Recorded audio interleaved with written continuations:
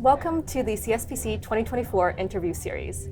My name is Kathy. I'm a PhD candidate at the University of British Columbia, and I'm also a volunteer for the Canadian Science Policy Conference. Today with me, I have Dr. Bonnie Schmidt, who is the president of Let's Talk Science. Thank you for being here with us today. I'm delighted. My first question to you is about the impact of Let's Talk Science. So Canada is a big country. So how do you ensure that your programming is scalable across the entirety of Canada while still addressing the regional challenges that are unique to each province? It's a great question. And over the last 30 years that we've been around, we've definitely developed a niche capacity to do that. So maybe I'll just, before I fully answer the question, I'll just step up to say that Let's Talk Science is a national charitable organization. And we've been offering outreach and education programs from early childhood to grade 12 for kids and for teachers. And we engage 55 universities and colleges to mobilize thousands of volunteers across the country. And it's really that ability to have people right across the country understanding what is happening in the local community, coupled with having some staff who are amazing developers. So we mine all the curriculum across the country in the science disciplines at all the grades. We find areas of commonality when we're developing our program material. So we're really confident that things that we develop will hit across the country, right? We're not trying to align with every single outcome, but we're trying to align with outcomes that really are pretty common across the country. Create programming, get lots of feedback from educators and scientists, and then roll it out in ways that allow either the local volunteers or local teacher leaders or others who are on the ground using the programming to customize it so it fits their needs. Amazing. Yeah. I think it must be quite challenging to focus and tailor your curriculum a little bit to every province and find commonalities because as you wrote in your editorial to the CSPC magazine, education is managed at the provincial level.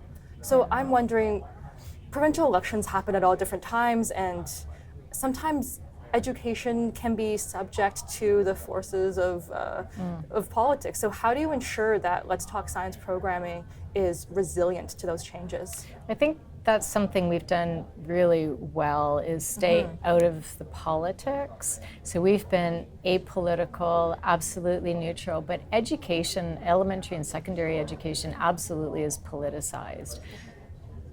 We have really focused on what are the policy documents, what are the curriculum outcomes. So in Canada, a curriculum is really the policy document that the province or territory puts forward about what young people should learn, be able to do at a particular grade level, but they don't mandate how.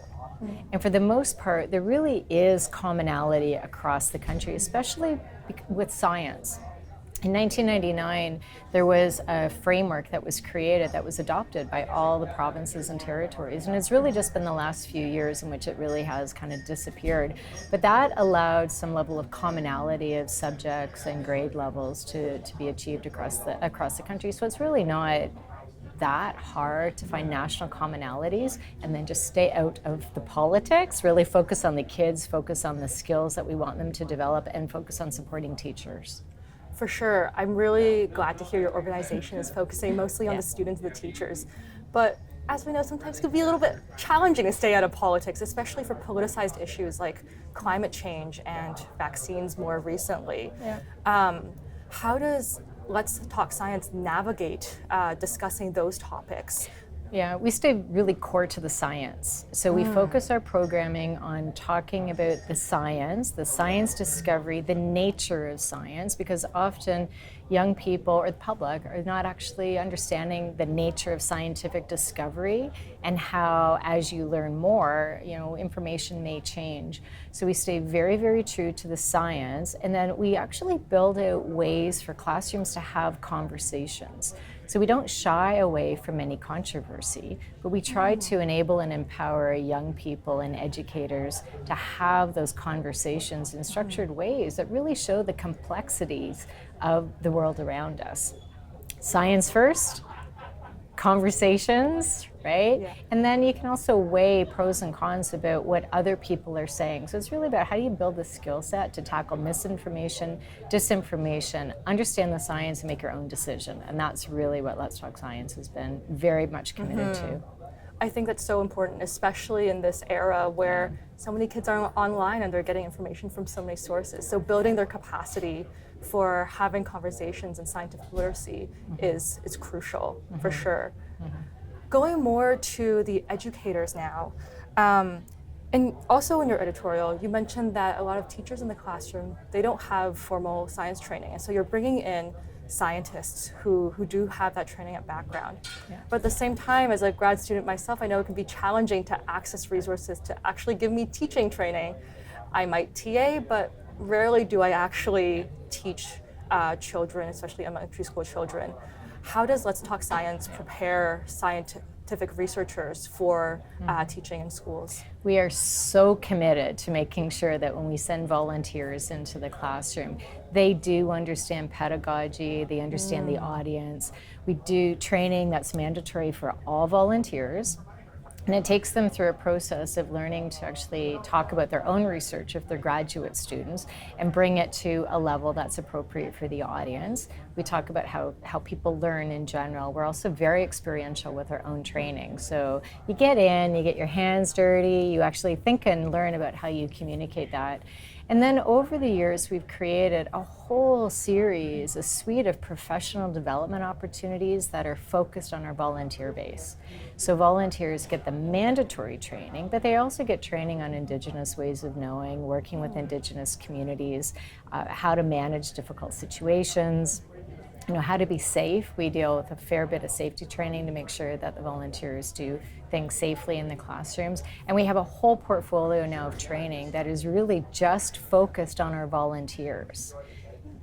We've had so many stories of volunteers who have come back to us to say, even for their first job interview, they use stories from their Let's Talk Science training and experiences to get their first job. So volunteers for us are not just a delivery mechanism for a program going into schools and community settings. They are a really, really important audience for us to be focusing some of our training. I love that Let's Talk Science focuses on science education in such a holistic way, focusing not just on children and teachers, but also building transferable soft skills in the scientific research community. Yeah. My final question to you is, what is your opinion on the value of the Canadian Science Policy Centre and its position in the community as a connection hub, knowledge mobilizer, and talent incubator in the science and innovation policy landscape? Well, I'm just a huge champion of CSPC. I've been to all but one conference over the years, and I think it has really grown into such a pivotal hub for the community. I come here with deep admiration for all the volunteers who get involved, right? It's an amazing opportunity to develop talent from young people in the STNI community to those of us that are maybe just leaning in a little bit on science policy. Like over 1,000 people are here today talking with each other about the critical importance of science, research, innovation, policy, funding. What are the frontiers of science? Like, it really has become a critical hub, bringing everybody together to have really important conversations that weren't easy to have 15 years ago. I'm so glad to hear that you've been such a staunch supporter and such a regular attendee. Yeah. We hope to see you more often in the future, for sure, at future conferences. Absolutely, yeah. Well, thank you again for being here today. I loved having this conversation with you, and I hope our audience at home watching online have also enjoyed this conversation. With that, I'd like to thank the audience for listening and thank Dr. Bonnie Schmidt once again. Thanks, Gabby. Thank you.